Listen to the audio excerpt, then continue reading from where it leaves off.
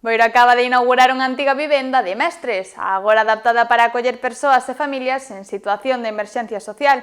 A rehabilitación mellorou a eficiencia enerxética e as condicións de habitabilidade do inmoble.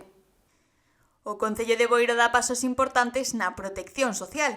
A antiga vivenda de mestres de Praia e Xardín, que levaba anos en desuso, foi rehabilitada para ofrecer unha solución habitacional a persoas e familias que se atopan en situación de emerxencia social. Unha intervención que contou co apoio da Deputación da Coruña e que xa está lista para acoller as primeiras persoas.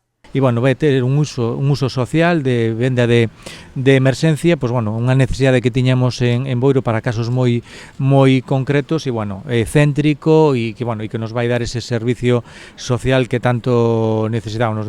O presidente da Deputación, Valentín González Formoso, xunto a outras autoridades locais, visitou hoxe as instalacións, que xa están preparadas para o seu uso inmediato tras a rehabilitación. Así mesmo, reivindicou as políticas de apoio social, as cales permiten dar lugar á contratación de centos de postos de traballo ou a creación de residencias, entre outras medidas.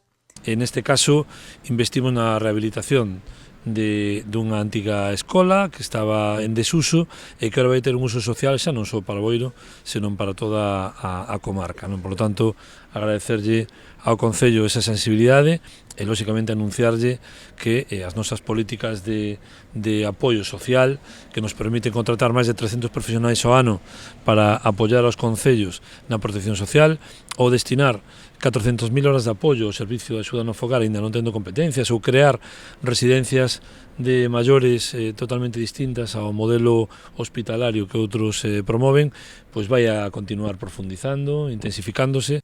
A vivenda construíuse no ano 1974 e durante as obras mellorouse a súa eficiencia enerxética, a impermeabilidade e a accesibilidade. O espazo, que agora conta con cociña e mobiliario novo, foi rehabilitado con fondos municipais e unha achega da Deputación da Coruña de máis de 17.000 euros, a través do programa POS Social.